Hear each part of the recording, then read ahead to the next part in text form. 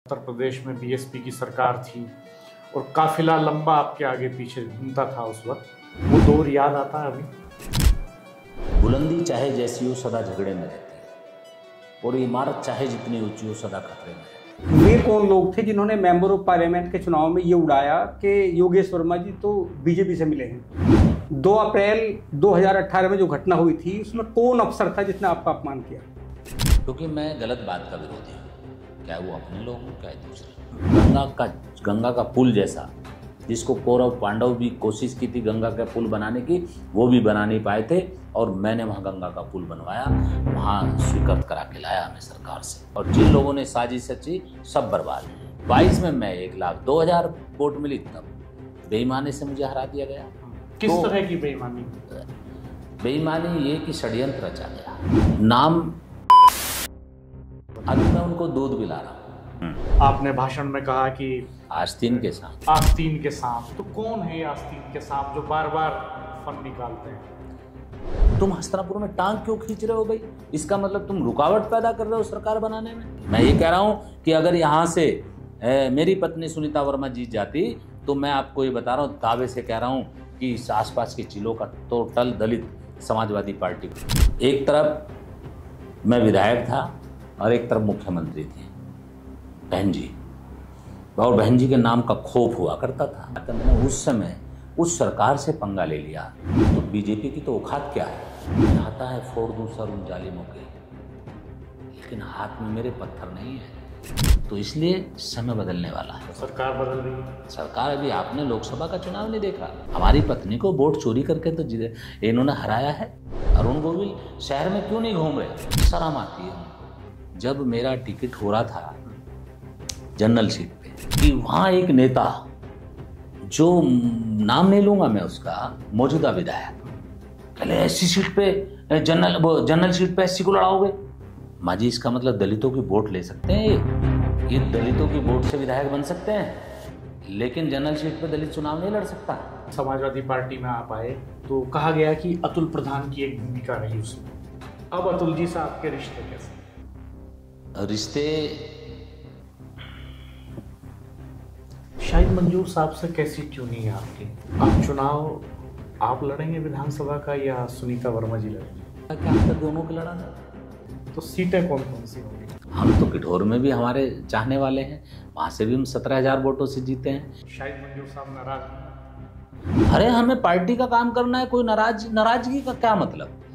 नहीं, सीट तो दक्षिण भी अच्छी है, सीट तो कैंट भी अच्छी है। देखो हस्तिनापुर में तो मेरी आत्मा जुड़ी हुई है, दक्षिण भी मेरे समाज के लोग बहुत रहते हैं। सरदना में मेरा जन्म हुआ है। ये काफी बेचैनी पैदा होगी इससे, आप सोच लीजिए, इसको रिटेक भी कर सकते हैं। उत्तर प्रदेश में किसकी सरकार बेहतर थी, अखिलेश यादव की, मायावती की या योगी आदित्यनाथ की? 2024 में जब मेंबर ऑफ पार्लियामेंट का चुनाव हुआ तो आप जीतते जीतते हारे, हराने वाले कौन अफसर थे? दोस्तों नमस्कार, आज हम बात करेंगे पश्चिमी उत्तर प्रदेश के उस दलित नेता की जिसकी शुरुआत एक साधारण किसान परिवार के घर से होती है, जिनके घर में एक छोटी सी राशन डीलर की दुकान होती है और लगभग 2 दशक हो गए पश्चिमी उत्तर प्रदेश की दलित सियासत में एक बड़ी भूमिका निभाई। दल चाहे जो हो, सीट चाहे जो हो, उपस्थिति दमदार रही हमेशा, और न केवल दलित सियासत में एक हलचल पैदा की वरन पश्चिमी उत्तर प्रदेश की पूरी सियासत को प्रभावित किया। हम बात कर रहे हैं योगेश वर्मा जी की, हमारे साथ मौजूद हैं। वर्मा जी, आपका हमारे चैनल पर स्वागत है। धन्यवाद आपका, और मैं आपका शुक्रिया अदा करूंगा कि आपने मुझे यहाँ बुलाकर और सेव इंडिया न्यूज़ और डॉक्टर रविंद्र राणा जी का मैं दिल से धन्यवाद दूंगा कि आपने मुझे यहाँ बुलाया। आपका गांव दोराला के पास मेरठ जिले में, हाँ, सरदना विधानसभा क्षेत्र, सरदना विधानसभा क्षेत्र में आता है। विधायक तो आप बने हस्तिनापुर से, उस पर बात करेंगे, लेकिन ये सियासत का सफर धनुषु से कैसे शुरू होता है? एक लड़का साधारण किसान परिवार से, पढ़ाई लिखाई बहुत ज्यादा नहीं हुई, 12वीं तक आपने पढ़ाई की, सियासत के मैदान में कूद गए तो पीछे मुड़कर नहीं देखा। कैसे शुरू हुई ये यात्रा?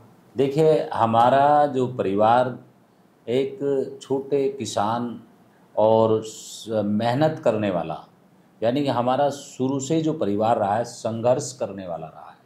हमारे फादर, जो हमारे पिता श्री अरविंद कुमार जी, जिनकी प्रेरणा से, क्योंकि वे मेरे जो फादर पिता थे वो अब नहीं हैं, वो राजनीतिक व्यक्ति थे और हमारे क्षेत्र के अंदर पूरे जो सरदना क्षेत्र है उस क्षेत्र में बहुत बड़ी पकड़ हमारे फादर की थी। वो कांग्रेसी रहे हैं, कांग्रेस की राजनीति उन्होंने की और बड़ी मजबूत राजनीति की। यहाँ जो भी राजनीतिक व्यक्ति था वो हमारे फादर से, हमारे पिता से बहुत प्रभावित रहा है। कोई चुनाव लड़ा उन्होंने? उन्होंने कोई चुनाव नहीं लड़ा, लेकिन उनके बिना कोई चुनाव नहीं हुआ। हमारे जो क्षेत्र के अंदर जो सरदना क्षेत्र में जो भी चुनाव हुआ वो उनके बिना चुनाव नहीं हुआ। उसमें उनकी भूमिका रहती थी, हमेशा रही है। और वो हमेशा कांग्रेस के साथ रहे। हाँ, वो उनका, क्योंकि उन्होंने जेल भी काटी है कांग्रेस में। जब इमरजेंसी का वो हुआ था कांग्रेस के टाइम पे, वो जेल गए थे, बरेली की जेल में वो रहे थे। और उनके किस्से बहुत सारे, क्योंकि हमने देखा है उनको संघर्ष करते हुए, लड़ते हुए और अपने लोगों के काम करते हुए। इसलिए आप बहुत युवा अवस्था में बस राजनीति में? हाँ, फादर पिता की प्रेरणा से, अपने परिवार की प्रेरणा से, और फिर जो हमारे समाज पे, हमारे लोगों पे जो जुल्म और ज्यादती होती है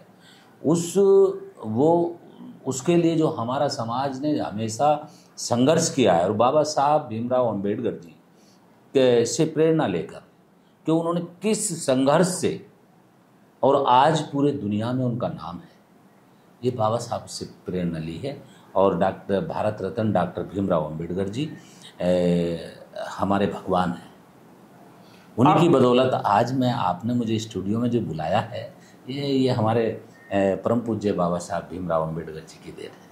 आप शुरुआती जीवन की कुछ कठिनाइयों के बारे में बताइए कि संसाधनों की क्या स्थिति थी घर में, कैसे पटरी पर आया जीवन, कैसे फिर आप राजनीति की तरफ बढ़े? देखिए, जब ये बहुत आसान तो नहीं रहा होगा। नहीं, वैसे मैं आपको बता दूं, पहले मैं सोशल राजनीति करता था और सोशल राजनीति के साथ साथ जब कोई समस्या किसी की भी पड़ती थी, किसी भी व्यक्ति के ऊपर कोई मतलब कोई घटना घटी और वहाँ अगर हम गए, किसी नेता की सिफारिश करा के हम कहीं थाने में पहुँचे, किसी के लिए काम के लिए गए, लेकिन वो नेता कभी काम नहीं आया। वैसे उसने कोशिश तो की लेकिन उससे काम नहीं हुआ। अब हमने सोचा कि हमें राजनीति में आना होगा, अपने लोगों के लिए, गरीब लोगों के लिए, गरीब जनता के लिए। फिर हमने संघर्ष किया, क्योंकि हमने अपने जीवन में जो पाया है, बिना संघर्ष के कुछ नहीं हमें मिला। मैं आपको बता दूं, आप हंसेंगे इस बात पे, संघर्ष अपने जीवन में इतना है कि अगर हम लखनऊ जा रहे हैं और हमें ट्रेन में जाना है तो ट्रेन भी हमने भागते भागते पकड़ी, ट्रेन भी आसानी से हमें मिली नहीं। इतना संघर्ष रहा है अपने जीवन में। और 2000 में, सन 2000 जब हम 94-95 में मैं राजनीति में आया, 94-95 में, उसके बाद 2000 में मैंने अपनी मिसिज को, जो सुनीता वर्मा, जो मेयर भी रह चुकी हैं, उनको मैंने जिला पंचायत का चुनाव लड़ाया था। लेकिन तब एक दिलचस्प किस्सा हुआ। आप बीएसपी में थे उस समय, जिला पंचायत का चुनाव पार्टी में रहते हुए आपने लड़ाया पत्नी को, सुनीता वर्मा जी को। वो मेयर भी रही बाद में शहर की, उस पर आएंगे हम मेयर वाले किस्से पर। लेकिन जब आपने नॉमिनेशन फाइल कराया तो बसपा सुप्रीमो बहन मायावती जी ने एक दूसरे कैंडिडेट को जिला पंचायत अध्यक्ष के लिए मैदान में उतार दिया। हाँ, वो ऐसा हुआ, दिलचस्प बात है। हमने चुनाव लड़ा जिला पंचायत का, पत्नी को चुनाव लड़ाया, और पहला चुनाव था जीवन का, मेरे जीवन का। और वो बहुत, यानी मेरठ जिले में सबसे ज़्यादा वोटों से चुनाव जीती, और दिग्गज नेता हमारे सामने खड़े थे। कौन कौन थे उस चुनाव मैदान में? उस चुनाव में मैं आपको बता दूं, रविंदर पुंडीर जी, किसी को जो माननीय विधायक जी थे पहले सरधना से, वो अपने किसी कैंडिडेट को जो पहले जिला पंचायत मेंबर थी उनको लड़ा रहे थे। और मुकेश सिद्धार्थ की मिसेज भी चुनाव मैदान में थी। लेकिन हमने टॉप किया मेरठ को, 10,000 वोटों से हम चुनाव जीते। फिर भी जिला पंचायत अध्यक्ष लड़ने का जिला पंचायत अध्यक्ष का मन इस वजह से किया क्योंकि हमारे फादर कांग्रेसी थे, मैं बसपा से चुनाव लड़ा था। और जो जिला पंचायत अध्यक्ष का जो चुनाव लड़ रहे थे, जो हमारे ये मेरठ से जिला पंचायत अध्यक्ष रहे हैं सेठ दयानंद गुप्ता जी, तो वो हमारे फादर के दोस्त थे। मेरे पे दबाव दिया गया कि मैं वोट उनको दे दूं। मैंने अपने फादर से कहा कि नहीं, इस पे हक बहन जी का है। तो इसलिए मैंने वोट से समझौता नहीं किया। और मैंने फिर ये सोचा कि ये ऐसे ही मुझे तंग करते रहेंगे सब लोग, तो मैंने जिला पंचायत अध्यक्ष का टिकट भर दिया क्योंकि मैं संघर्ष करना मतलब आदत में शुमार था। तो मैंने जो है जिला पंचायत अध्यक्ष का टिकट भर दिया। फिर बहन जी ने नाम वापस लेने की बात कही तो मैंने नाम वापस ले लिया। और तो तब दुख नहीं हुआ कि आगे बढ़ रहे थे, रास्ता मिल रहा था और बहन जी ने अपनी पार्टी की नेता ने पीछे हटा दिया? नहीं, जो आदेश हाईकमान का हो गया हमने उसको मान लिया। आगे फिर उस चुनाव के बाद में 2000 में चुनाव हुआ, 2001 में मेरा विधायक का टिकट हो गया। 2002 में मैंने एमएलए का चुनाव लड़ा हस्तिनापुर से। 1 साल पहले डिक्लेयर हो गया कि आप चुनाव लड़ेंगे। जी। तो थोड़ी सी वोट से मैं चुनाव वो हार गया। 3-4 हज़ार वोटों से मैं चुनाव हारा। कैसा रहा वो? दिलचस्प रहा होगा चुनाव, वो बहुत, चूंकि जीवन का पहला चुनाव था और चुनाव बड़ी मजबूती से लड़ा था। लेकिन वहाँ वो बहुत सारी, क्योंकि पहला चुनाव था और क्षेत्र में जब हम गए तो पहले से बहुत 1-2 आदमी और तैयारी कर रहे थे। तो दिलचस्प चुनाव तो ये रहा कि वहाँ की जो टीम थी, जो बिल्कुल जो चुनाव लड़ाती है और जो मजबूत टीम थी और हमारे समाज की, वो टोटल टीम मेरे साथ लग गई। और वो आज तक मेरे साथ हैं। इतने साल हो गए, 2001 के बाद और आज 2025 है, लगभग 25 ही साल हो गए, 24-25 साल। जो उस समय जिस बच्चे ने जन्म लिया था वो आज वोटर हो रहा है मेरे क्षेत्र के अंदर, और वो आज तक मेरे साथ जुड़े। फिर 2007 में आपका टिकट रिपीट हुआ तो आप जीत गए। 2007 में मैं चुनाव जीता बढ़िया तरीके से। सर्व समाज का उसमें मुझे वोट दिया। सर्व समाज, मुझे मुसलमानों ने भी वोट दिया, मुझे दलितों ने भी वोट दिया, मुझे मतलब 36 की गुर्जर समाज ने भी मुझे वोट दिया, जाट समाज ने भी मुझे वोट दिया, 36 की 36 बिरादरियों ने मुझे वोट दिया। सैनी, पाल, प्रजापति का सब जितनी भी जाति हमारे क्षेत्र में आती हैं, तमाम लोगों ने मुझे वोट दिया और मैंने काम किया। वो एक अलग दौर था, बड़ा जलवा उस वक्त आपका होता था। उत्तर प्रदेश में बीएसपी की सरकार थी और काफिला लंबा आपके आगे पीछे घूमता था उस वक्त। और जब आप हस्तिनापुर में निकलते थे तो हमने देखा कि पुलिस की तमाम गाड़ियां आपके आगे पीछे चलती थी। वो दौर याद आता है अभी? वो दौर जो था, वो जो पुलिस की गाड़ियां आगे पीछे चलती थी, या सत्ता, मतलब विधायक का प्रोटोकॉल क्या होता है,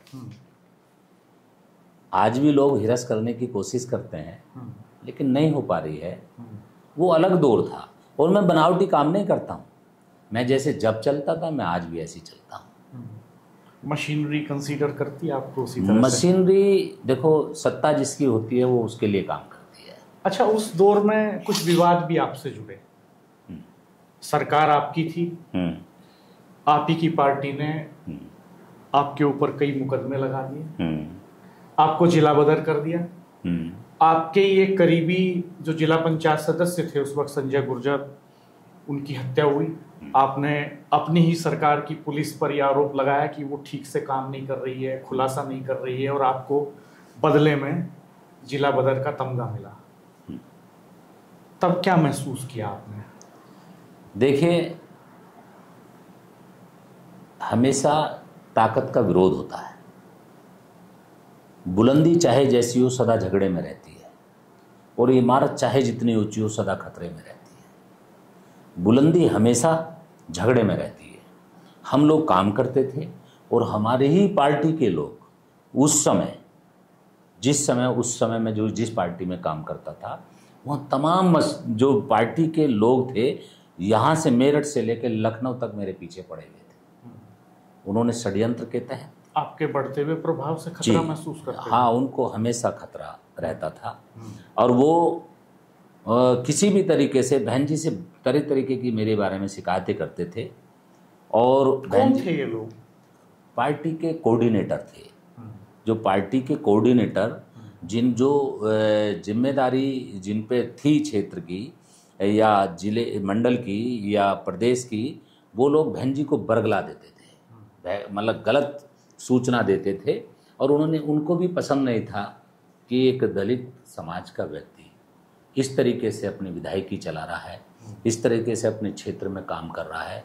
कोई गांव दलित समाज, मैं आप ये कहना चाहता हूँ, क्षेत्र के अंदर हस्तिनापुर के अंदर कोई गांव ऐसा नहीं बचा जिस गांव में मेरे नाम का पत्थर ना हो। गंगा का पुल जैसा, जिसको कौरव पांडव भी कोशिश की थी गंगा का पुल बनाने की, वो भी बना नहीं पाए थे, और मैंने वहाँ गंगा का पुल बनवाया, वहाँ स्वीकृत करा के लाया हमें सरकार से। काम करा, संघर्ष किया, हर गांव में काम कराया। आप बहन जी से उस वक्त मिले नहीं कि मैं कार्यकर्ता के लिए आवाज उठा रहा हूँ, इंसाफ मांग रहा हूँ और मुझे ही पार्टी से निकाला जा रहा है? समस्या क्या थी कि बहन जी को जो बता दिया कोऑर्डिनेटरों ने, बड़ी लंबी सीन बनाया गया। बार बार मेरे खिलाफ एक है सूचना विभाग में ही काम करता है कोई व्यक्ति, उसने एक फर्जी अखबार बना रखे हैं, और वो फर्जी अखबारों में खबरें छापते थे, और वो पूरा मंडल बना के बहन जी को भेजते थे ऊपर वाले अधिकारियों के साथ मिलकर। और वो जो खबरें भेजते थे वो पढ़ाते थे, देखिए जी ये क्या नाम है, ऐसा काम कर रहे हैं, वो काम कर रहे हैं, ये कर रहे हैं, संजय गुर्जर के बारे में। इन लोगों ने सब ने मिलकर, मेरे इस दोस्त को, उसे पता था, इन लोगों को ये मालूम था कि संजय गुर्जर योगेश वर्मा एक है, और इस वजह से इन्होंने हम दोनों को अलग करने के लिए, वो मेरा भाई के जैसा था, उसको क्या नाम जिला पंचायत मैंने यहाँ से ले जाकर वार्ड नंबर 1 में हस्तिनापुर में उनको जिला पंचायत मेंबर बनवाया। इन सब ने मिलकर मेरी ताकत को कम करने के लिए संजय गुर्जर पे वार करा दिया। उससे कम हुई आपकी ताकत?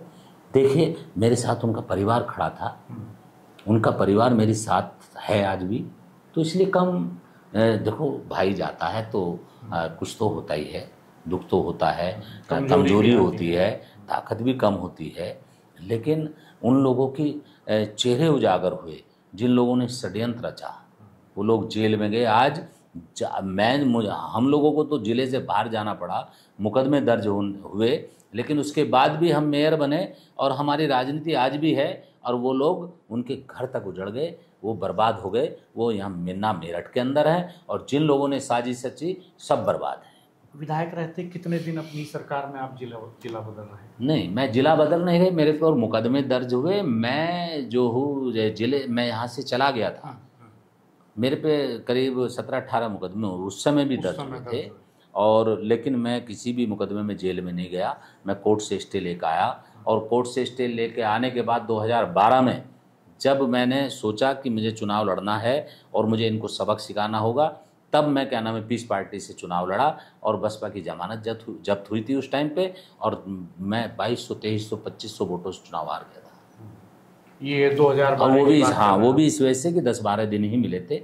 मैं कोर्ट से स्टे करा के आया था, क्योंकि जनता मेरे साथ थी। सर समाज तो उस समय बहुत जनाधार नहीं था हस्तिनापुर में।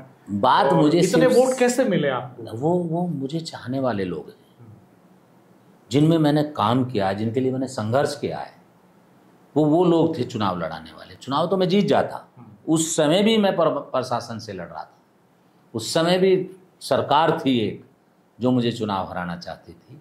तो उस समय जब थोड़ी सी वोट से चुनाव हार गया, आप फिर बसपा में लौट आए उस चुनाव को हारने के उसके बाद उन्होंने बोला कि कोऑर्डिनेटरों ने गलत रिपोर्ट दी, उसे इतनी सारी वोट मिल गई। वो तो ये कह रहे थे कि 5000 से ज़्यादा वोट नहीं मिलेंगी। इतनी सारी वोट कहाँ से, 42,800 वोट कैसे आ गई? कह रहे लेकर आओ उसको।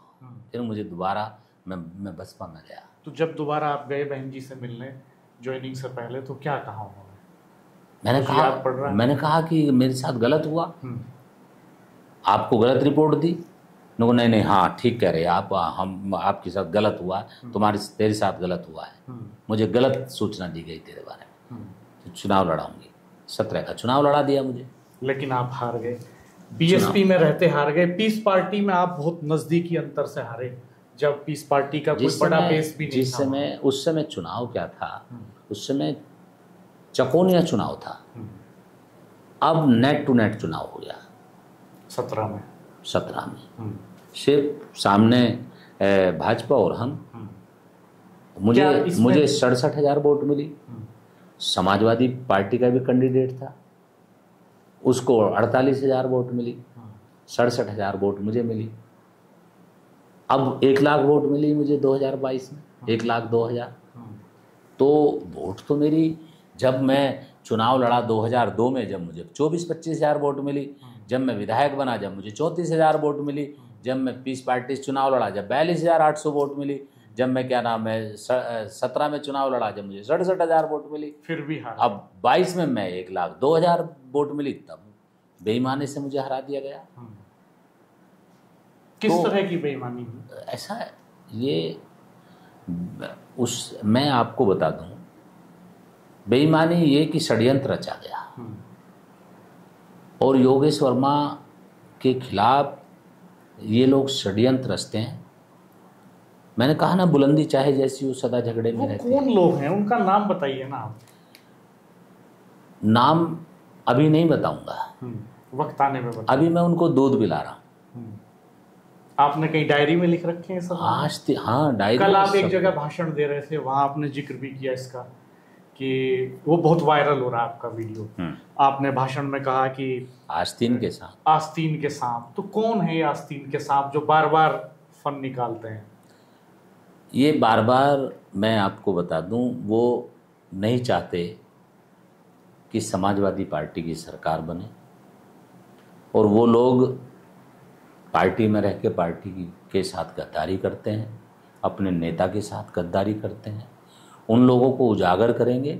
अभी हम उनको दूध पिला रहे हैं, या तो वो मान जाए या तो मेरी बात को समझ जाए, वरना एक बहुत बड़ी मीटिंग करूँगा और मीटिंग करके तब उनका नाम उजागर करूँगा। मैं इस तरीके से एक एक आदमी के, मतलब इस तरीके से मैं उनका एक एक आदमी का नाम उजागर नहीं करूँगा, मैं सबको उजागर करूँगा। या तो वो सुधर जाएंगे, या तो वो अखिलेश यादव जी के लिए काम करेंगे, पार्टी के लिए, समाजवादी पार्टी के लिए काम करेंगे, नहीं तो उनको बिल्कुल, या तो वो चले जाएं दूसरी पार्टी में जिसके लिए मदद करते हैं। अरे जब पता है हस्तिनापुर से जो जीतता है उसी पार्टी की सरकार बनती है, सबको मिलकर हस्तिनापुर में काम करना चाहिए। इसका मतलब ये है कि तुम हस्तिनापुर को हराओगे और सरकार बननी, हस्तिनापुर का जो एक इतिहास है, जो हस्तिनापुर से जीतता है उसी पार्टी की सरकार बनती है। हाँ, ये एक तथ्य भी है और मिथक भी है। हाँ, ये अभी तक टूटा नहीं है आजादी के बाद से। जिस दल का विधायक चुना जाता है हस्तिनापुर से, उसी की सरकार यूपी। तो अपने राष्ट्रीय अध्यक्ष को, माननीय अखिलेश यादव जी को मुख्यमंत्री इस प्रदेश का राजा बनाने के लिए सबको एक हो जाना चाहिए। पहले हस्तिनापुर को देखना चाहिए ना, हस्तिनापुर में सर समाज में घुसना चाहिए ना, सब लोगों को जोड़ना चाहिए। तुम हस्तिनापुर में टांग क्यों खींच रहे हो भाई? इसका मतलब तुम रुकावट पैदा कर रहे हो सरकार बनाने में। तुम रुकावट पैदा क्यों कर रहे हो? वो लोग तुम्हें अपने क्षेत्र में काम करना चाहिए, अपने अपने क्षेत्रों में सबको जीतना चाहिए। जब सब जीतेंगे जभी तो अखिलेश यादव जी मुख्यमंत्री बनेंगे, जभी तो सरकार बनेगी। जो अत्याचार और जुल्म हो रहा है, जब फर्जी मुकदमे हमारे लोगों पे हो रहे हैं, समाजवादी पार्टी के तमाम लोगों पे फर्जी मुकदमे दर्ज हो रहे हैं, वो कैसे रुकेंगे? कार्यकर्ता कब तक रुकेगा? आपने ये बात अखिलेश जी को बताई? अखिलेश जी को पता है। ये कार्यकर्ता कैसे रुकेंगे? कार्यकर्ता जब रुकेगा जब सरकार बनेगी। क्या कहा उन्होंने आपसे जब आपने उनसे ये बात साझा की कि इस तरह की साजिश हो रही है? नहीं, उनको पता है। उन्होंने कहा कि अगर 10-10 हज़ार वोट और दिलवा देते तो आज क्या नाम है, पूरे देश में नाम होता। एक तरफ अयोध्या वाले जीत गए थे, एक तरफ ये मेरठ से राम को हरा के जो फर्जी राम बने, जो राम का किरदार जिन्होंने किया, और जो क्या नाम है अरुण गोविल को हराते, तो पूरे देश में, पूरी दुनिया में नाम होता। एक हाथ पे मेरठ का कैंडिडेट हमारी बैठती, उसको हरा के आए मेरठ में राम को, और दूसरी तरफ क्या नाम है अयोध्या वाले बैठते, तो ये भाजपा का मनोबल गिर जाता। आप 2024 के लोकसभा चुनाव जी की बात जी कर जी, रहे हैं। मैं ये कह रहा हूँ कि अगर यहाँ से मेरी पत्नी सुनीता वर्मा जीत जाती तो मैं आपको ये बता रहा हूँ, दावे से कह रहा हूँ कि इस आसपास के जिलों का टोटल दलित समाजवादी पार्टी को वोट लेकिन देता। ये भी कहा जाता है, जब हम कई बार घूमते हैं हम लोगों के बीच में, नुक्कड़ पर बैठ करके चाय भी पीते हैं, तो आमतौर पर ये कहा जाता है कि जब रिजल्ट आ रहे थे तो कहानी बदल रही थी, अंतर मामूली होता जा रहा था, और अचानक से कुछ ऐसा हुआ कि योगेश वर्मा पर प्रशासन ने शिकंजा कसा और उनकी फाइलें, उनके मुकदमे उनको दिखाए गए। एक गॉसिप ये होता है, मुझे नहीं पता कि ये सत्य है कि तथ्य है, या आप ही बताएंगे कि इसमें कितनी सच्चाई है। दूसरा ये, पहले इसका जवाब आप दीजिए, फिर मैं दूसरी बात करता हूँ। क्या मेरे से आप बात कर रहे हो, क्या आपको लगता है योगेश वर्मा मुकदमों से डर जाएगा? एक बात बताइए, एक तरफ मैं विधायक था और एक तरफ मुख्यमंत्री थे, बहन जी, और बहन जी के नाम का खौफ हुआ करता था, और आज भी है, ऐसी बात नहीं। वो मुख्यमंत्री थी, उन्होंने मुझे, मैं आपको बताऊं, सोचने वाली बात है, मैंने उस समय उस सरकार से पंगा ले लिया, तो बीजेपी की तो औकात क्या है? और योगेश वर्मा मुकदमों से डरेगा? ये योगेश वर्मा पे तो आज भी, जब 2 अप्रैल का आंदोलन हुआ था और दलितों पे लाठियां बरस रही थी और मैं रोड पे आया था, मेरे पे 17-18 मुकदमे फर्जी लगाए थे, 6 महीने जेल में रहा, रासुका मेरे पे लगी, तब मैं नहीं डरा। तब मैं, भाजपा वालों ने कोशिश की थी कि पार्टी में आ जाओ तो हम सारे मुकदमे हटवा देंगे, कई नेताओं ने बात की थी, मेरी पत्नी मेयर रही हैं, तब हमने 2017 में भी। हाँ, तो अब सोचने वाली बात है, मैं तो चुनाव की, अगर मुकदमों से डरता या मुकदमों से वो डराते तो इसका मतलब तो मैं आगे कोई चुनाव की कोशिश ही नहीं करता। मैं आज जो जिद्दोजहद में लगा हूँ, आज जो मैं संघर्ष कर रहा हूँ, और मैं चुनाव लड़ने की और जीतने के लिए जो कोशिशें कर रहा हूँ, तो इसका मतलब मुझे कोशिश नहीं करनी चाहिए। वो तो फिर मुझे मुकदमों का डर दिखा के मुझे हरा देंगे। अगर मेरे पे दुनिया भर के पूरा जीवन भी मेरा ये जेल में कटवा देना, तब भी मैं इस बात से डरता नहीं हूँ मुकदमों से, किसी भी आपका चीज़ से। एफिडेविट देख रहे थे हम, जो हलफनामे आपने भरे, 32 मुकदमे। तो अभी बढ़ गए होंगे 1-2 और। आप 32 मुकदमे उस समय थे, 1-2 और बढ़ गए होंगे, मैं आपको बता रहा हूँ। 15, 16, 17 मुकदमे तो मुझे 2 अप्रैल के आंदोलन में लगे, जो दलितों का आंदोलन, जब फर्जी मुकदमे सब लोगों पे, हमारे समाज के लोगों पे लाठियां बरसी थी, तब मेरे पे इतने बहुत सारे मुकदमे। 2 अप्रैल 2018। हाँ, उसके बाद चुनाव लड़ लिए 2, जो 32 मुकदमों का जो हमने हवाला दिया। आप पर रासुका भी लगी थी उसमें। हाँ, 6 महीने के करीब 6 आप महीने जेल में रहा था।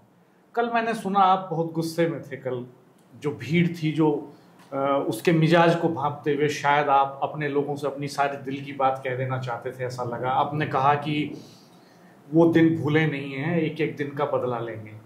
मैंने कहा, इससे भी आगे चले गए आप। मैं आपको बताऊं, आज भी अगर मुझे मालूम है, आपने जलियांवाला बाग का देखा, सुना था किस तरीके से अंग्रेज़ों ने दौड़ा दौड़ा के मारे थे हमारे लोग। इसी तरीके से जैसे जलियांवाला बाग में, इसी तरह दलितों को 2 अप्रैल के आंदोलन में थानों में लाइन लगा के लाठियों से दौड़ा दौड़ा के पीटा था इन लोगों ने। हमारे कई साथी, दोस्त, सारे लड़के शहीद हो गए उसमें, बहुत सारे लोगों को मारा गया बुरी तरीके से। तो उनके चिल्लाने की आवाज़ें, मैंने कल बोला कि मेरे कानों में गूंजती है। उनका कुछ नहीं बिगड़ा जिन्होंने फर्जी मुकदमे लगाए, उनका कुछ नहीं बिगड़ा जिन्होंने लाठियां बरसाई, और आरएसएस के लोग घुस के, क्या नाम, आंदोलन में उन्होंने गाड़ियां फूकी और आरोप लगा दिया हमारे लोगों के ऊपर, दलित समाज के लोगों पे आरोप लगाया, जबकि दंगा फसाद जो भी कराया भीड़ में घुस के, वो कराया भाजपा ने। तो ये सारी चीज़ें सब पता है। इस पे इसे अभी तो, अब मैं जिद्दोजहद में क्यों लगाऊं, क्यों मैं संघर्ष कर रहा हूं? जी में आता है फोड़ दूं सर उन जालिमों के, लेकिन हाथ में मेरे पत्थर नहीं है। शेरो शायरी का भी शौक रखते हैं। हाथ में मेरे पत्थर में ताकत में नहीं हूं, मैं क्या करूं? उनके चिल्लाने की आवाज़ें आज तक गूंजती हैं मेरे कानों में।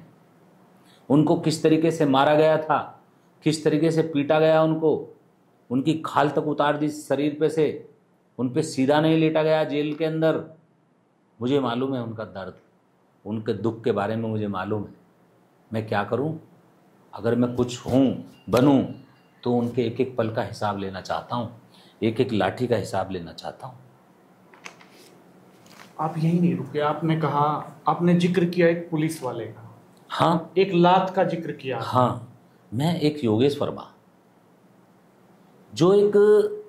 जो अधिकारियों ने बुलाया था कि इस दंगे को किसी तरीके से, जो दंगा इस भाजपा वालों ने कराया, इस आंदोलन को किस तरीके से शांत करने के लिए मुझे बुलाया था, और वहां के षड्यंत्र रच दिया। भाजपा वालों ने कहा कि योगेश वर्मा को जेल भेजो, और मुझे थाने में बुलाया। मैं कई जगह गया, मेरी वीडियो वायरल है, मैं मना कर रहा हूं, लोगों को रोक रहा हूं, उसके बावजूद क्या नाम है, मुझे एक सीओ वो मेरे लात मार रहा है, एक जनप्रतिनिधि के लात मार रहा है। समाज को गुस्सा आया है, पूरे प्रदेश के अंदर नहीं, देश के अंदर जो दलित समाज को रोष में था, पर क्या करे, इस तरीके का आतंक मचाया था इन लोगों ने, क्या नाम, भाजपा के लोगों ने, इस पुलिस प्रशासन ने इस तरीके से लाठियां बरसाई थी कि लोग घर छोड़ छोड़ के भाग गए थे। बर्बाद कर दिए बहुत सारे लोग, जो लोग पढ़ना चाहते थे, जो लोग नौकरियों पे जाना चाहते थे, उन पे मुकदमे लगा दिए, वो बेचारे नौकरी नहीं कर सकते, उनका जीवन बर्बाद कर दिया 2 अप्रैल के आंदोलन का रूप देकर इन्होंने। कोई अपनी बात को कहने के लिए सड़क पे नहीं आएगा। जब आप संविधान के साथ छेड़छाड़ करोगे, SC/ST एक्ट में संशोधन किया, उसको लेके जब वो अपनी बात को मनवाने के लिए सड़क पे आए, तो आपने अंदर अराजक फैलाने के लिए लोगों को घुसा दिया, वहाँ तोड़फोड़ करा दी। इसके कोई सबूत आपके पास हैं, आपने रखे उस वक्त कहीं? सबको मालूम है, कंकरखेड़ा थाने में जाके देखो, भाजपा वाले पुलिस वालों के हाथ में भी लाठियां थी और भाजपा वालों के हाथ में भी लाठियां थी। एक तो आपका पत्रकार लाठी बजा रहा है, एक पत्रकार हमारे दलित समाज के लोगों पे लाठियां बरसा रहा है। बताओ कैसे ना लूं लाठी, एक एक लाठी का हिसाब। उन भाजपा वालों ने थाने पुलिस वालों के साथ मिलकर पीटे हैं हमारे साथी। आप डायरी लिखते हैं? मैं डायरी नहीं, मेरे दिल में लिखा हुआ है सारी चीजें। बहुत कमाल की याददाश्त है आपकी। एक अखबार वाला जो वहां थाने में, और मैं ये आपका इंटरव्यू अगर वो सुनेगा तो वो समझ जाएगा कि ये मैंने किया था। आपकी बाद में मुलाकात नहीं हुई फिर उन लोगों से? कभी हुई। मैंने कहा तुमने अच्छा नहीं किया, वक्त आने पे बताएंगे। क्या बताएंगे? क्या तरीका होगा बताने का, अगर ऐसा वक्त आता है? और वो वक्त क्या होगा जब आएगा? देखिए कितनी दूर है वो वक्त? देखिए, वक्त बहुत जल्दी बदलेगा। ये विपक्ष, आज हम विपक्ष में हैं, हम समाजवादी पार्टी की राजनीति कर रहे हैं, और विपक्ष को अपना दर्द, अपना दुख, अपने ऊपर हुए अत्याचार और जुल्म बताने का अधिकार नहीं है इस सरकार के अंदर। और ये सरकार बदलनी है। समय आ रहा है गठबंधन का, समय आ रहा है राष्ट्रीय अध्यक्ष हमारे अखिलेश यादव जी का। और जब मैं समाजवादी पार्टी की राजनीति कर रहा हूं, तो वहां जब कोई बात आएगी मेरे समाज की, तो मैं अपने समाज के बारे में हक हकूक की बात करूंगा, जुल्म जाती हुई है उसके बारे में बात करूंगा। जो 2 अप्रैल के आंदोलन में जो फर्जी मुकदमे दर्ज हुए हैं, मैं उनको ख़त्म कराने की बात करूंगा। मैं तो लड़ाई लड़ूंगा ना। जब मैं समाजवादी पार्टी की राजनीति कर रहा हूं, तो मैं अपने नेता से अपने समाज के बारे में तो कुछ कहूँगा ना, कुछ मांगूंगा। तो इसलिए समय बदलने वाला है। ये समय 27 की बात कर रहे हैं? जी, 27 की बात कर रहे हैं। सरकार बदल रही है। सरकार, अभी आपने लोकसभा का चुनाव नहीं देखा? हमारी पत्नी को वोट चोरी करके तो इन्होंने हराया है। अरुण गोविल शहर में क्यों नहीं घूम रहे? शर्म आती है उनको कि मैं फर्जी वोटों से जीता हूं, मैं कैसे जाऊं जनता के बीच में। यहां तो सांसद सुनीता वर्मा है। आपकी मुलाकात नहीं हुई बाद में, चुनाव के बाद गोविल साहब से? किसी की भी नहीं हुई है। मेरी क्यों होगी? मैं तो उनके सामने चुनाव लड़ रहा था। मेरठ के किसी व्यक्ति की, किसी लोगों की भी मुलाकात नहीं होती है। आते हैं कभी कभी आराम करने के लिए, अंदर घुस जाते हैं, वो हमें इस बात से कोई मतलब। कैसा काम कर रहे हैं वो, आपको कैसा लग रहा है? मेरठ की ख्याति दूर दूर तक फैल गई। कुछ लोग कहते हैं कि वर्मा जी को पसंद नहीं आया कि इतनी बड़ी पर्सनालिटी मेरठ से सांसद है और उनकी पहचान पूरे देश में है, और वर्मा जी नाराज ही रहते हैं हमेशा। मुझे आप ये बताइए, वो पूरे देश में, पूरी दुनिया में, मैं ये मानता हूँ, चुनाव मैदान में लड़े थे, ईमानदारी से लड़ लेते, पता चल जाता ख्याति योगेश वर्मा की ज़्यादा है या उनकी ज़्यादा है। ख्याति का 5,36,000 वोट मिली, 5,45 ने मिली बेईमाने से। हमारी 65,000 वोट कटवा दिए, 1,00,000 वोट उन्होंने फर्जी बनवा दी। तो आप बताओ, इस देश में और दुनिया में किसकी ख्याति ज़्यादा है, उनकी या हमारी? सुनीता वर्मा ज़्यादा है या वो ज़्यादा है? ईमानदारी से तो हम जीते हैं ना, वो बेईमाने से तो जीते हैं। अच्छा, एक चीज यहाँ तो, यहाँ सेलिब्रिटी होंगे, वो हीरो होंगे। मेरठ के हीरो तो हम हैं, हम जीते हैं उनसे। वो चुनाव नहीं जीते, वो तो फर्जी जीते हैं। अच्छा, ये कहा जाता है कि चुनाव में बहुत पैसा खर्च हुआ, लोकसभा चुनाव में, और एक चर्चा ये भी है कि आपने अपना सब कुछ दांव पे लगा दिया। किसी ने कहा कि वर्मा जी ने अपना घर भी गिरवी रख के और पैसा उठा लिया है और लगा रहे हैं चुनाव। कितनी सच्चाई है इसमें? देखिए, मैं बड़ा जुनूनी व्यक्ति हूं, संघर्ष करना मेरी आदत है। अब जो कह रहा है कि मैंने अपना घर भी दांव पे लगा दिया, ये तो उसको पता होगा जो कह रहा है। ये सच नहीं है। सच मैं क्या कह रहा हूं, ये उसको पता होगा, मुझे तो पता नहीं कि मेरा घर कहीं गिरवी रखा है।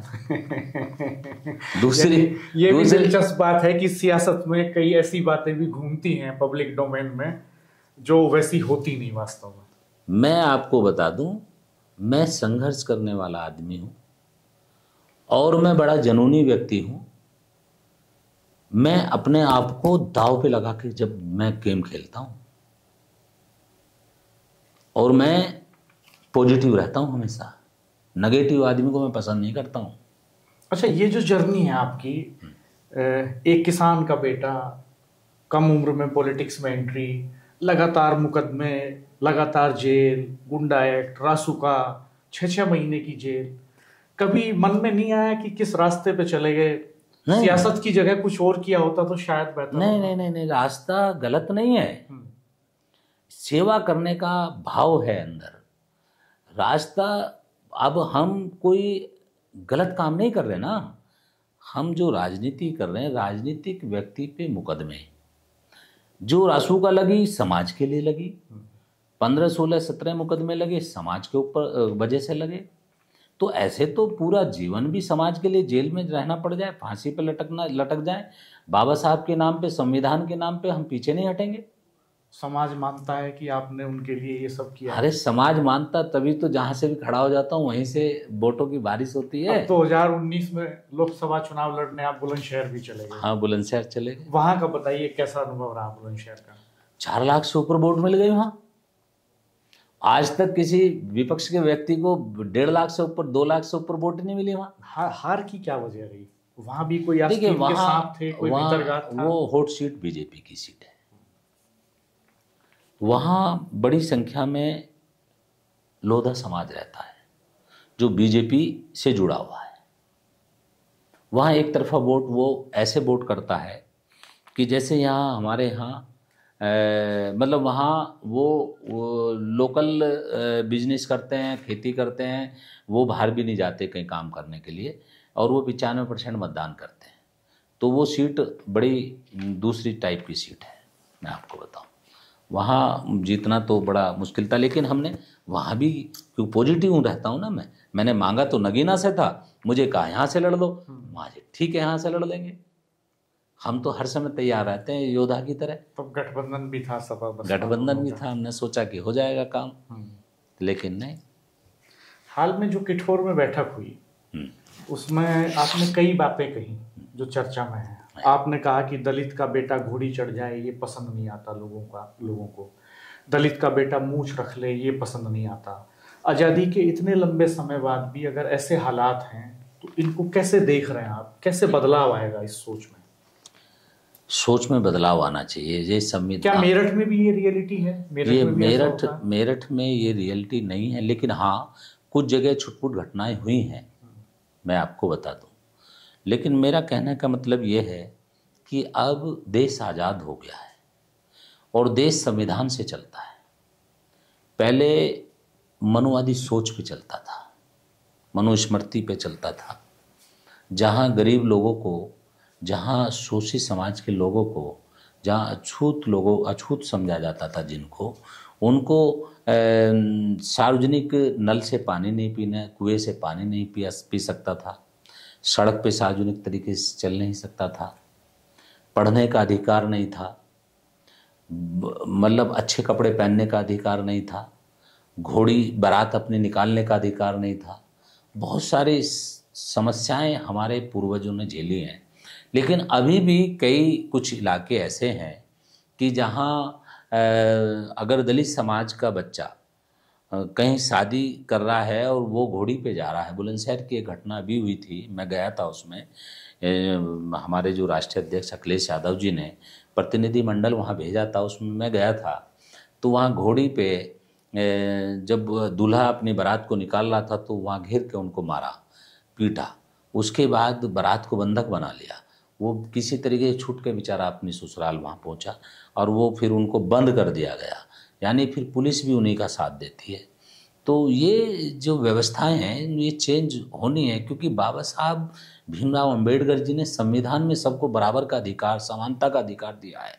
तो इसलिए सबको सोच अपनी सही बनानी चाहिए। अब छुआछूत का मामला तो रहा नहीं है। तो अब निजी तौर पे आपको कभी झेलना पड़ा इस तरह का? आपके जीवन में कोई ऐसी घटना हुई हो जिसने आपको बहुत आहत किया हो और इस तरह का व्यवहार आपको भी झेलना पड़ा हो? एक नेता ने अभी, जब मेरा टिकट हो रहा था जनरल सीट पे, हाँ मेरठ तो जनरल सीट थी और यहाँ आपको लड़ाया गया, तो ये बहुत बड़ी बात है कि हमारे राष्ट्रीय अध्यक्ष अखिलेश यादव जी ने हमें जनरल सीट पे चुनाव लड़ाया और बड़े मान सम्मान से हेलीकॉप्टर से भेजा। इस बात को मेरा समाज बहुत बड़ा ऋणी है अखिलेश यादव जी का। और मैं आपको बता दूं कि वहाँ एक नेता, जो नाम नहीं लूंगा मैं उसका, मौजूदा विधायक, कहले एससी सीट पे जनरल सीट पे एससी को लड़ाओगे, वहां लोग क्या कहेंगे? अखिलेश ने कहा क्या कह रहे हो तुम? माँ जी, इसका मतलब दलितों की वोट ले सकते हैं, ये दलितों की वोट से विधायक बन सकते हैं, लेकिन जनरल सीट पे दलित चुनाव नहीं लड़ सकता। ये गलत बात है जी इनकी। कह रहे नहीं ये बात गलत है, खुद राष्ट्राध्यक्ष जी ने कहा। अच्छा, ये कहा गया शुरू में जब आप समाजवादी पार्टी में आए कि उसमें नहीं, ये मैंने झेला ना। अभी आपने मुझसे पूछा, मैंने उसको अपने ऊपर बताया कि आज भी मानसिकता है लोगों की कि जनरल सीट पे हम क्यों नहीं लड़े, जब बाबा साहब ने वोट का अधिकार हमें दिया है कि हम कहीं भी चुनाव, हम ओबीसी पे थोड़ी लड़ेंगे, हम जनरल पे लड़ लेंगे, हम एससी पे लड़ सकते हैं, कहीं भी लड़ सकते हैं, डेमोक्रेसी है। जब हमारी वोट जनरल पे, हम वोट, इसका मतलब जनरल पे हम वोट ही ना दे, जब हम चुनाव नहीं लड़ सकते वहां। सोचने वाली बात है ना। आपके तर्क से सहमत हुए अखिलेश जी? हाँ, उन्होंने मुझे टिकट दिया। अच्छा, एक चीज बताइए, ये कहा गया जब समाजवादी पार्टी में आप आए तो कहा गया कि अतुल प्रधान की एक भूमिका रही उसमें। हम नहीं जानते सच क्या है, आप ही बताएंगे। फिर एक वक्त ये आया कि लोकसभा का टिकट अतुल प्रधान का हो गया, सरदाना के एमएलए हैं अतुल जी, और जब टिकट हो गया तो लगभग 12 घंटे वो कैंडिडेट रहे, और फिर सुनीता वर्मा जी जो मेरठ की मेयर रही, आपकी पत्नी, वो कैंडिडेट घोषित हो गई। अब अतुल जी से आपके रिश्ते कैसे हैं?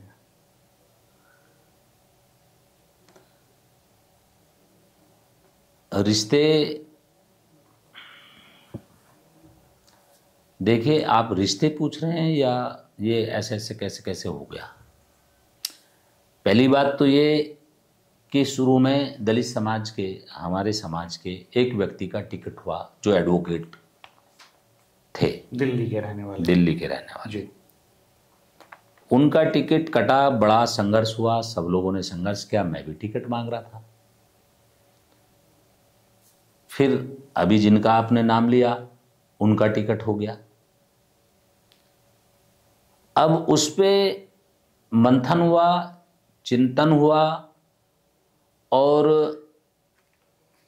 जो हमारे राष्ट्रीय अध्यक्ष जी, उन्होंने मंथन करके सोचा कि एक दलित का टिकट कट के दलित को मिलना चाहिए। समीकरण के हिसाब से योगेश्वर वर्मा फिट बैठता है, तो उन्होंने फिर टिकट सुनीता वर्मा को दे दिया। अब जब सुनीता वर्मा का टिकट हो गया, पार्टी हाईकमान का आदेश हुआ, और पार्टी जो कर दे, हाईकमान जो कह दे, उस पर सबको एक राय होनी चाहिए। फिर सबको मिलकर सारी चीज़ों को छोड़कर कि मेरा टिकट, उसका टिकट, ये वो फलाना, सब चीज़ों को छोड़ के उसको जिताने के लिए जोर लगा देना चाहिए, ना कि हराने के लिए जोर लगाना चाहिए। तो इसलिए ये फिर तो कुछ ना कुछ तो गड़बड़ होनी है। अब वो, उनको ये नहीं पता कि वो भी तो टिकट कट के तुम्हें मिला था, उसके बाद तुम्हारा टिकट कट के हमें मिल गया, तो इसमें राड़ काहे की? सबको मिलकर काम करना चाहिए पार्टी के लिए। शाहिद मंजूर साहब से कैसी ट्यूनिंग है आपकी? अच्छा तालमेल है? बढ़िया है, अच्छा है। आप चुनाव आप लड़ेंगे विधानसभा का या सुनीता वर्मा जी लड़ेंगी? अब ये तो राष्ट्रीय अध्यक्ष जी के ऊपर डिपेंड करता है कि आप तो दोनों की लड़ा दें। अच्छा, ये भी संभव है कि 2 सीटें आपके खाते में? नहीं नहीं नहीं, मैं नहीं कह रहा हूँ। हो सकता है वो मुझे भी ना लड़ावे, मेयर साहब को भी ना लड़ावे, मतलब, और हो सकता है वो दोनों को ही लड़ा दें। वो तो पार्टी, अगर दोनों लड़ते हैं, मान लेते हैं, गणित की तरह मान लेते हैं कि दोनों लड़ते हैं, तो सीटें कौन कौन सी होंगी? देखिए, वो हमें कहीं से भी लड़ा दें। हम तो किठौर में भी हमारे चाहने वाले हैं, वहां से भी हम 17,000 वोटों से जीते हैं। हापुड़ में भी हम 10-12,000 से नहीं होंगे। आप किठौर से लड़ेंगे तो कल क्या शायद इसीलिए वहां पे आप सभा कर रहे थे, संभावनाएं तलाशने के लिए? नहीं, किठौर से तो हम चुनाव लड़े हैं ना। अभी एमपी का चुनाव जो लड़े हैं, हम किठौर से भी तो लड़े हैं, वो भी तो आती है लोकसभा में। तो शायद मंजूर साहब नाराज नहीं होंगे? अरे, हमें पार्टी का काम करना है, कोई नाराजगी का क्या मतलब? हम अपने समाज को अगर जोड़ेंगे तो उसमें कोई आदमी क्यों जब हम पार्टी के अंदर क्यों आए? और कौन सी सीट हो सकती है अगर दोनों लड़ते हैं तो? नहीं, सीट तो दक्षिण भी अच्छी, सीट तो कैंट भी अच्छी, सीट तो हस्तिनापुर तो है ही। आपकी चॉइस क्या होगी? मान लीजिए कि अखिलेश जी आपसे कहें कि योगेश जी 4 सीटें हैं, कैंट, किठौर, दक्षिण, हस्तिनापुर। देखो, हस्तिनापुर में तो मेरी आत्मा जुड़ी हुई है, हस्तिनापुर से मेरी आत्मा जुड़ी हुई है, तो हस्तिनापुर तो मेरी फर्स्ट प्रायोरिटी है ही है। दक्षिण से हमें 21,000 वोटों से जितवाया है। दक्षिण भी मेरे समाज के लोग बहुत रहते हैं, और दक्षिण के लोग जो हैं मुझसे बराबर टच में रहते हैं, मुझसे मोहब्बत भी बहुत करते हैं, तो दक्षिण मेरे लिए बहुत बढ़िया है। सरदना में मेरा जन्म हुआ है, सरदना गांव हमारा सरदना में है, और वोट भी बहुत हैं, कम से कम 60,000 वोट हैं, 60-65,000 वोट हैं। मुस्लिम भी 1 लाख से ऊपर है, तो सरदना भी बढ़िया है, कोई ऐसी बात थोड़ी ना। ये काफी बेचैनी पैदा होगी इससे, आप सोच लीजिए, इसको रिटेक भी कर सकते हैं हम। क्या सियासत में इससे काफी बेचैनी पैदा होगी जब ये सुनेंगे लोग कि 4 सीटों से योगेश वर्मा चुनाव लड़ सकते हैं, कहीं भी संभावनाएं तलाश रहे हैं, और 2 सीटें भी मिल सकती हैं, तो सियासत में हलचल पैदा होगी इससे। नहीं, मैं ये कह रहा हूं कि मैंने 2 चीज बताई है आपको। मैंने 2 चीज ये बताई है। फर्स्ट तो ये कि आप लड़ेंगे या मेयर साहब लड़ेंगे, आपने पूछा। हमने कहा है कि ये तो हमारे नेता का फैसला है। हो सकता है दोनों को लड़ा दें, हो सकता है दोनों को ना लड़ाएं। मैंने 2 चीज बोली। सियासत तो वैसे भी बहुत संभावनाओं वाला खेल है। हाँ, कुछ भी हो सकता है, कुछ भी हो सकता है, कैसे भी बाजी पलट सकती है। हाँ। तो अगर खैर देखिए, हम तो आपके लिए शुभकामनाएं करेंगे कि आपको बेहतर स्पेस मिले, लेकिन आपने एक बात और कही कि किठौर पर ज्यादा बात इसलिए कर रहा हूं कि आपने वहां कल ये भी कहा कि ये देश संविधान से चलेगा, संघ के विधान से नहीं चलेगा। इस तरह की बात भी आप कर रहे थे। आपने कहा कि देश 1947 में फिरंगियों से आजाद हुआ, अब इसे संघियों से आजाद कराना, इसके क्या मायने हैं? बहुत बड़ा संगठन है संघ, इतने बड़े संगठन से आप टक्कर ले रहे हैं, सीधे चुनौती दे रहे हैं, तो क्या क्या क्या अर्थ है इसका? थोड़ा डिटेल में समझाइए। देखिए, ये जो भाजपा है वो संघ के सिस्टम से चलती है। जब ये देश आज़ाद हुआ था और आज़ादी के समय सबको ये मालूम है कि ये भाजपा या संघियों का क्या रोल रहा है। इन्होंने जो देश तो बहुत जल्दी पहले आज़ाद हो जाता था, लेकिन ये जो भाजपा है, ये देश आज़ाद 1947 में हुआ, फिरंगियों से हुआ। अब संघियों से अब भाजपा को हटाना है, क्योंकि संघ, भाजपा और संघ एक ही बात है। भाजपा यहाँ से देश से जाएगी, दूसरी पार्टी आएगी। जब यहाँ कांग्रेस ने लगभग 60 साल राज किया और संविधान के दायरे में रह के कांग्रेस ने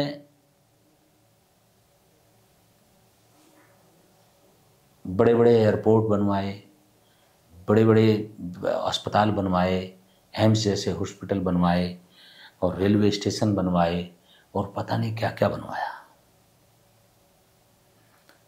और ये जो सरकार है, ये सरकार अभी 10-12 साल सरकार को चलते हुए हुआ है, ये इनको बेच रही है। अडानी अंबानी को ये देश मतलब उनके हाथों में सौंप रही है। एक तरह से गिरवी सा हो गया है देश। इतना कर्जा इस देश के ऊपर हो गया है कि आने वाले जब ये चेंज होंगे तो इसको सिस्टम में लाने के लिए बड़ा मशक्कत करनी पड़ेगी। तो इसलिए कि देश बिल्कुल गर्क में ना जाए, और देश आज की तारीख में अगर देखा जाए इस दुनिया के उस पे नक्शे पे सबसे ज़्यादा बड़ा नंबर 1 कर्जदार है। आपने कहा अब राजा माँ की कोख से पैदा नहीं होता, वोट से पैदा होता है। संविधान में वोट सबसे ज्यादा है, संविधान में लिखा है। गरीबों की वोट ज्यादा है, दलितों की नहीं कहा, गरीबों की ज्यादा है। गरीब हर समाज में होता है।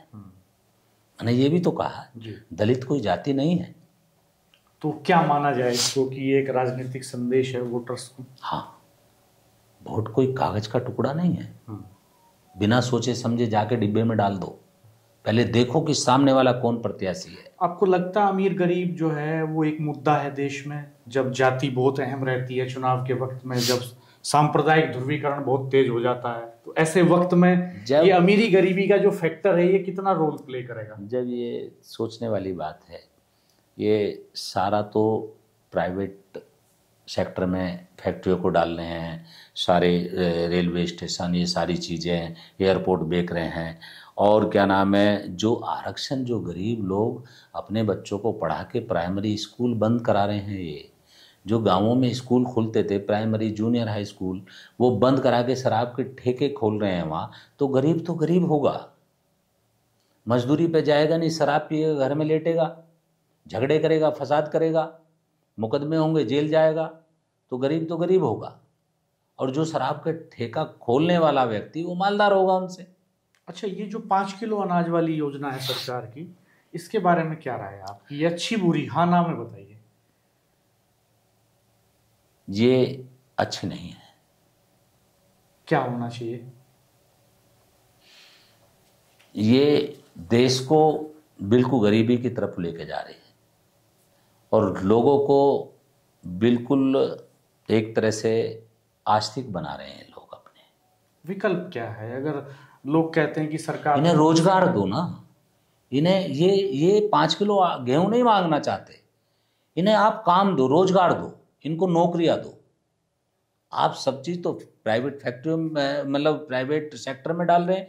इनको आप आरक्षण नहीं दोगे, इनको आप पढ़ने नहीं दोगे, इनको आप रोजगार नहीं दोगे, इनको आप 5 किलो आटा दोगे, गेहूं दोगे, इनको तो बिल्कुल यानी आप भिखारी बनाओगे।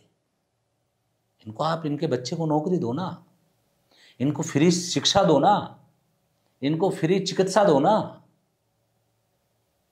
इनको आप फ्री गेहूं क्यों दे रहे हो? इनको आप रोजगार दो। अच्छा, रैपिड फायर में हम कुछ छोटे छोटे सवाल करेंगे तो चाहेंगे छोटे ही जवाब दें आप। देश का नेतृत्व अखिलेश यादव बेहतर कर सकते हैं या मोदी जी बेहतर कर रहे हैं? सबको पता है अखिलेश यादव जी।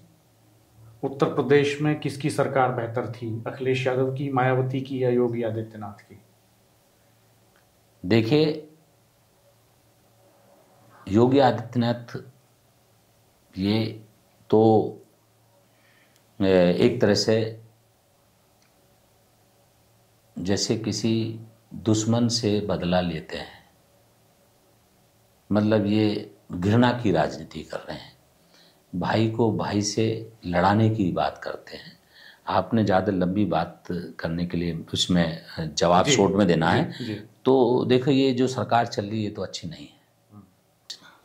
चंद्रशेखर का ज्यादा रसूख है या आकाश आनंद का? आकाश अभी परिपक्व नहीं है। हमारे साथ वरिष्ठ पत्रकार राजेश शर्मा जी भी मौजूद हैं, तो रैपिड फायर के कुछ क्वेश्चंस लेकर राजेश शर्मा जी आ रहे हैं जो आपसे बात करेंगे। क्या 2027 में चुनाव लड़ेंगे, विधानसभा चुनाव? हाँ, चुनाव लड़ेंगे। किस विधानसभा सीट से लड़ेंगे? अब ये तो राष्ट्रीय अध्यक्ष जी को पता है, माननीय अखिलेश यादव जी, क्योंकि हम समाजवादी की राजनीति करते हैं। पार्टी कौन सी होगी? समाजवादी हिरन देख नहीं रहे आप, साइकिल का निशान है। 2024 में जब मेंबर ऑफ पार्लियामेंट का चुनाव हुआ तो आप जीतते जीतते हारे, बहुत सारी कश्मकश चली। आप क्या मानते हैं कि हराने वाले कौन विकसन थे? ये पूरा षड्यंत्र हुआ। क्या क्या नाम थे? षड्यंत्र हुआ, और षड्यंत्र में बहुत सारे नाम छुपे हुए भी होते हैं जो बाद में उजागर होते हैं। वैसे 65,000 वोट काटी हमारी, 1 लाख वोट फर्जी बनाई उन्होंने, और पूरा प्रशासन, पूरी सरकार, पूरा संघ और पूरे ताकतें, कुछ षड्यंत्र वाले लोग भी जुड़ गए साथ में। वे कौन लोग थे जिन्होंने मेंबर ऑफ पार्लियामेंट के चुनाव में ये उड़ाया कि योगेश वर्मा जी तो बीजेपी से मिले हैं? मतलब कैसे? ये एक कुछ ये बात चलाई गई चुनाव में कि योगेश वर्मा जी भाजपा से मिल गए हैं। कब मिले? कौन लोग थे उड़ाने वाले 2024 के मेंबर ऑफ पार्लियामेंट के चुनाव में? मैं तो अभी सुन रहा हूँ ना इस चीज को। मतलब चुनाव के चलते समय, जिस समय चुनाव चल रहा था जी, 5,36,000 वोट वैसे ही मिल गई। फिर तो हम सिलेंडर हो गए होते, और भाजपा से मिलते तो तब मिलते जब हमें 2 अप्रैल के आंदोलन में जेल भेजा था, और मिलते तो तब मिलते जब मेयर बने थे पैसा कमाने के लिए। और भाजपा, मुझे तो मौका नहीं मिल रहा।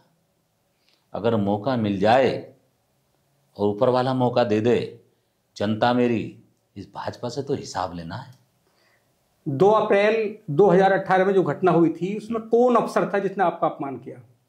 एक सीओ था, पुलिस वाला था। अपमान किया, वो शर्मिंदा होगा, और दुखी है मेरा समाज इस बात को लेके। 2 अप्रैल की घटना अभी याद है? उसे कैसे भूल सकते हैं? वो तो आज तक, मैंने कहा कि मेरे कानों में गूंजती हैं उनकी चिल्लाने की आवाजें, चीखें उनकी मेरे कानों में आज भी गूंजती हैं। आपका मैं एक बयान सुन रहा था, आपने कहा कि 1947 में देश फिरंगियों से आजाद हुआ है, अब संघियों से आजाद कराना है। ये संघ ही तो चला रही है भाजपा को। अब इस संघियों से आजाद यानी भाजपा से आजाद कराना है इस देश को। संघ से क्या दिक्कत है?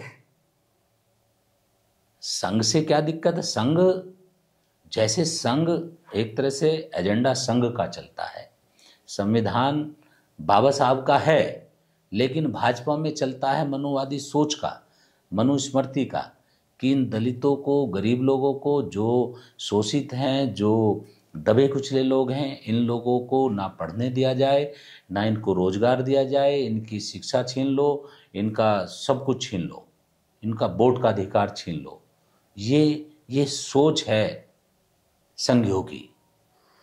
2007 के बाद आप 2007 में हस्तिनापुर विधानसभा जीत के आए ऐतिहासिक मतों से, लेकिन 2007 के बाद आप हस्तिनापुर से नहीं जीत के आए, तो क्या वजह है?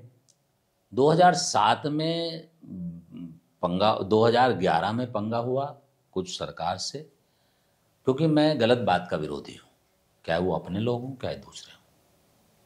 मेरा बसपा के टाइम पर, मैं बसपा का विधायक था, तो वो कुछ गड़बड़ हुआ, फिर मैं चुनाव लड़ा, निर्दलीय टाइप में लड़ा पीस पार्टी से, लेकिन 42,800 वोट मिला, मैं थोड़ी सी वोट से चुनाव हार गया। 2011 में उसमें भी सरकार से लड़ा और विपक्षों से, सारे जितने भी सब एक हो गए।